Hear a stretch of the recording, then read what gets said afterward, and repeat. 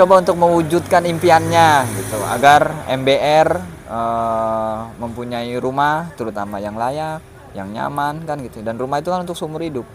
Nah, itu 1 juta rumah itu adalah rumah subsidi. Nah, muncul developer-developer, salah satunya kita, Pesona Kahuripan, untuk menyediakan rumah subsidinya.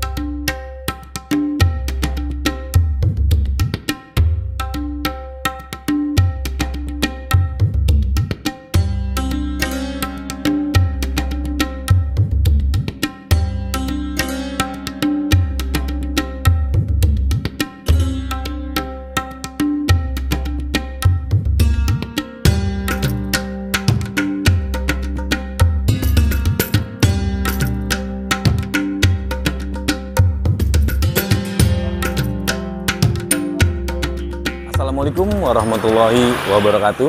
Jumpa lagi dengan gue Dedi Bedol. Saat ini gue sedang berada di kantor pemasaran Pesona Kahuripan 8. Nah, untuk teman-teman ketahui juga, jadi Pesona Kahuripan 8 ini ada rumah subsidi dan rumah komersil. Apa sih rumah subsidi? Apa sih rumah komersil? Nah, mudah-mudahan di episode ini sambil gue bahas antara rumah subsidi dan rumah komersil seperti apa, sambil kita ketemu dengan bagian legal Mas Leo dan Pak Angga sebagai Direktur PT Hikma Alam Sentosa. Kenapa sih Pesona Kahuripan 8 ini bisa terpilih daerah sini? Ada apa sih dengan daerah sini? Pokoknya pantang terus channel gue. Jangan lupa di subscribe, di like, dan di komen.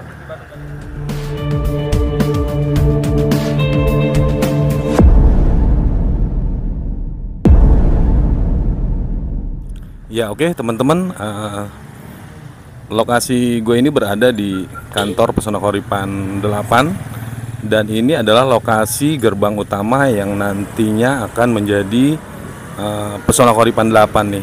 Nah, saat ini sedang perataan, tapi nanti sebelum kita ke sana mungkin di episode berikutnya, sekarang kita ngobrol-ngobrol dulu nih dengan bagian legal Pesona Kahuripan Group. Mumpung lagi pada kumpul nih, lagi pada nyorek kayaknya nih.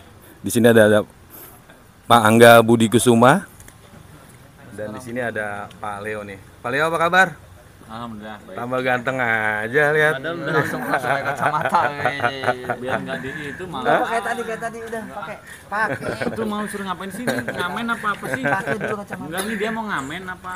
Biasa biar Mas Leo masuk channel YouTube saya, ya kan? Mancain. Nah, di sini nih. Enggak, Pak Angga. Armada mancai ada Pak berapa? Angga sedikit ngobrol dong, Pak Angga. Kenapa sih Pak Angga bisa pilih nih dari Pesona Kahuripan Group ini, bisa memilih untuk titik Pesona Kahuripan 8 ini adanya di desa Muktijaya, Kecamatan Setu nih, Pak Angga. Kenapa sih, ada apa sih dengan lokasi sini? Kenapa bisa memutuskan untuk bisa di sini PK8 ini?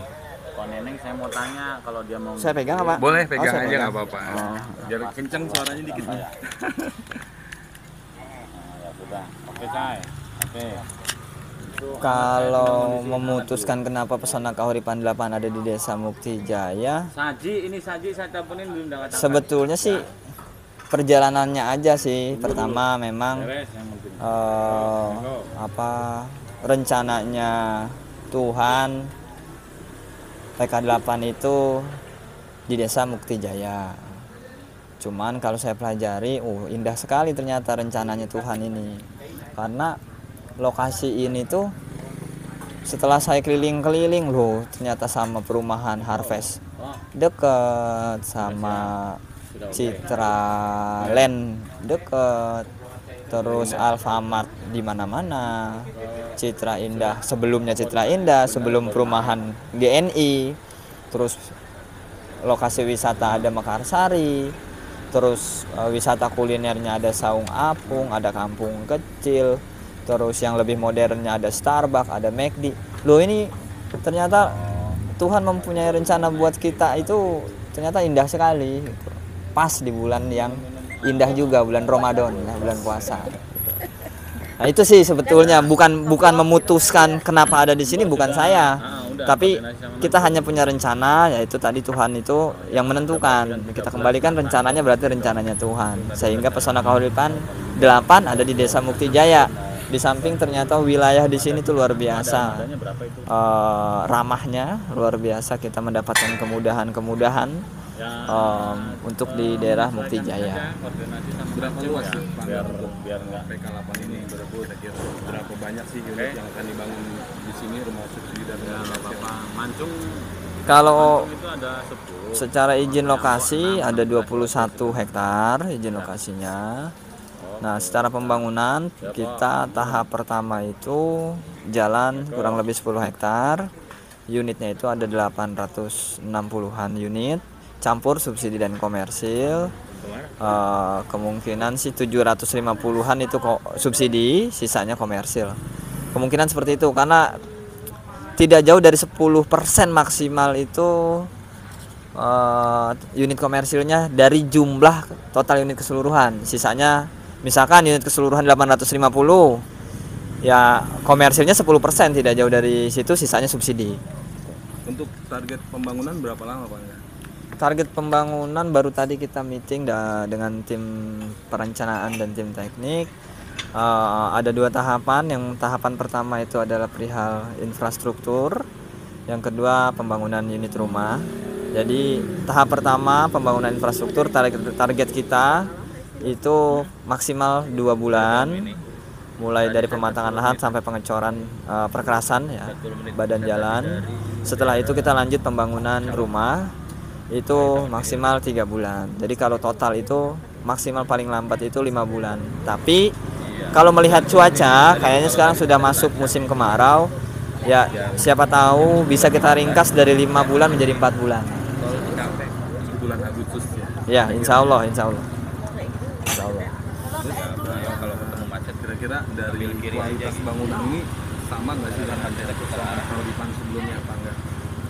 Kalau kualitas bangunan ya harus lebih baik sebetulnya sih gitu. Tapi kalau yang sebelumnya tidak ada temuan cacat, ya itu kita samakan dengan yang sebelumnya. Tapi apabila yang sebelumnya ada temuan kurang mutunya atau ada kekurangan, pasti akan kita perbaiki. Tuh, kita harus mempunyai karakter. Pesona Kahuripan itu bangunannya bagus, terus pelayanannya bagus. Nah, ini kita junjung tinggi nih. Karena itu yang membuat kita jualan itu cepat gitu. Jadi marketing tuh jualannya enak. Saya nggak kebagian konsumen. Segi legalitas ini Pak Enggak nih. Mas Leo mana Mas Leo? Kan dulu Mas, minum Mas dulu, Leo. Parah lu ngebahas lo. Enggak, ini bukan punya saya nih. Ini harus diklarifikasi nih. Kalau saya nggak suka dingin soalnya. Nah, untuk legalitas gimana Pak Enggak di sini? Legalitas di sini ya asik, aman-aman aja gitu. Biarpun kita pertama kali perdana proyek Pesona Kahuripan itu ada di Kabupaten Bekasi. Ini pertama kali. Tapi perjalanannya asik kok. Itu sekarang set plan sedang kita proses, ya mungkin bulan ini selesai sertifikat induk, apalagi ya sudah jalan itu mah hampir selesai. Artinya aman lah, tidak ada masalah, tidak ada kendala. Dan untuk teman-teman konsumen nggak ada lagi yang harus diragukan kalau perihal legalitas, itu jaminan dari kami. Karena sudah ada 8.000 orang lebih ya mungkin ya kalau sampai saat ini 8.000-an ya, dari PK1 sampai dengan PK7. Ya, kurang lebih 8.000. 8.000. Lebih dari 8.000 sih. Lebih dari 8.000. Nah, mereka aja sudah percaya dengan Pesona Kahuripan. Gimana sih Pak Angga untuk masyarakat yang mungkin belum tahu tentang Pesona Kahuripan, belum tahu adanya rumah subsidi, kenapa kita bisa sampai bangun rumah subsidi ini untuk masyarakat yang bekerja di area Jabodetabek nih? Pertama, kita bersandar kepada kepentingan pemerintah yang memang mempunyai program yang namanya 1 juta rumah gitu. Muncullah developer-developer, salah satunya kita. Nah, itu 1 juta rumah itu adalah rumah subsidi. Nah, muncul developer-developer, salah satunya kita, Pesona Kahuripan, untuk menyediakan rumah subsidinya. Nah, masing-masing developer punya trik pasar, trik jual, terus mempunyai mutu bangunan masing-masing. Saya yakin semuanya ingin berbuat baik, ingin memberikan yang terbaik gitu. Cuma kalau di Pesona Kahuripan memang kami sangat terpanggil dengan adanya program ini, karena masyarakat yang masuk kategori berpenghasilan rendah itu kayaknya suatu kebahagiaan yang luar biasa apabila punya rumah. Nah, atas dasar itu kami mencoba untuk mewujudkan impiannya gitu agar MBR mempunyai rumah terutama yang layak, yang nyaman kan gitu. Dan rumah itu kan untuk seumur hidup. Sehingga mutu itu kita jaga gitu. Mutu kita jaga sekali. Nah, dari situlah kita mulai terpanggilnya untuk jualan perumahan subsidi dari situ. Bersandar kepada kepentingan atau program dari pemerintah. Ya, mungkin itu aja Bro Angga. Nah, ini informasi yang baik banget menurut gua. Di sini bagus banget menurut gua, yang mudah-mudahan bagus juga buat teman-teman. Nah, terima kasih Pak Angga atas penjelasannya. Mungkin nanti kita akan ngobrol-ngobrol lagi nih di episode berikutnya nih, Pak Angga ya. Nah, oke, di sini juga ada Mbak Ella nih lagi ngobrol juga nih. Ini dari divisi penjualan sama security. Oh, parah lu. Aduh, Bang Yuyun. Oh iya benar. Oke, Pak Angga. Gue juga akan sedikit jalan ke sana juga nih. Sedikit jelaskan nih. Oh iya, gue tadi lupa di awalnya itu kan kenapa teman-teman harus pilih rumah subsidi ataupun rumah komersil nih. Seperti apa sih Mbak Ella untuk masyarakat seperti apa sih yang cocok yang ngambil rumah subsidi, yang cocok ngambil rumah komersil? Dari segi apa sih Mbak Ella? Kalau untuk masyarakat yang ambil subsidi dan komersil sebenarnya bisa dilihat dari pendapatan dan kemampuan ya. Justru untuk masyarakat yang memang mampu, penghasilannya juga besar, itu sih biasanya rata-rata ambilnya komersil karena harga jualnya kan pasti di atas 200 sampai 500. Nah, kalau subsidi kan memang untuk masyarakat yang kemampuan mencicilnya itu mungkin 1 jutaan, 1,3 kurang lebih lah gitu. Dan harus rumah pertama sih wajibnya.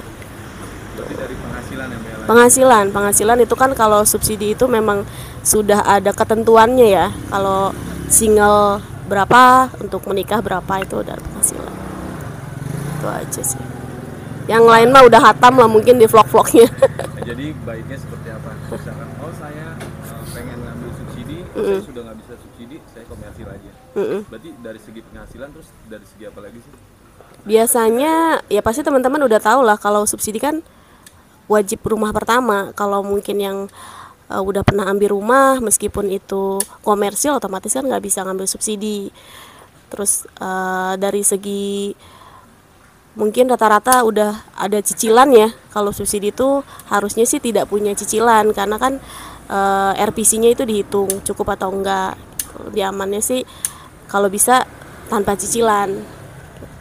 Seperti itulah. Lah sekitar kurang-kurang lebih segitulah. Oke, Mbak Ella, terima kasih atas informasinya. Ya, mudah-mudahan informasi dari Pak Angga, Mbak Ella, dan Bang Yuyun nih mau tambahin mungkin sedikit untuk masyarakat yang mungkin pengen punya rumah nih, seperti apa sih Pak Yuyun? Harapan Pak Yuyun seperti apa? Buat masyarakat Jabodetabek yang pingin punya rumah subsidi, silahkan langsung datang saja ke Pesona Kahuripan 8 nih. Kebetulan kita baru pembukaan, jadi masih banyak pilihan juga. Nah, yang paling utama mungkin yang untuk ambil rumah subsidi yaitu tadi menambahkan dari Mbak Ella ya, tidak punya hutang besar. Itu aja yang paling pokok. Ya, kalau belum pernah ngambil, lebih baik ambil subsidi dulu sebelum ambil rumah komersil. Begitu. Oke, Pak Yuyun, Iya. makasih atas informasinya. Jadi untuk teman-teman yang mungkin masih perlu bertanya-tanya lagi, yang masih belum jelas dengan rumah subsidi ataupun rumah komersil, boleh langsung kontak gue aja di 08567 33 16 33, ataupun teman-teman boleh lihat video-video gue sebelumnya. Itu tuh ada tentang persyaratan, tentang progres seperti apa. Oke teman-teman, mungkin itu informasi terupdate dari gue Dedi Bedol tentang Pesona Kahuripan 8. Mudah-mudahan informasi yang gue berikan tadi, yang Pak Angga berikan, Mbak Ella berikan, dan Pak Yuyun berikan bisa bermanfaat buat teman-teman. Dan untuk teman-teman yang ingin lebih paham lagi tentang seperti apa sih pengen punya rumah lah, pengen KPR atau beli cash seperti apa, boleh langsung kontak gue aja di 08567331633 atau survei langsung aja ke Pesona Kahuripan 8. Jangan lupa nanti di saat mampir ke sini bertemu dengan Dedi Bedol. Mungkin itu aja. Salam dari gue Dedi Bedol. Salam dari Pesona Kahuripan. Assalamualaikum warahmatullahi wabarakatuh. Pesona Kahuripan. Apa namanya? Pesona Kahuripan. Jaya juara. Lupa saya. Dia sampai lupa deh.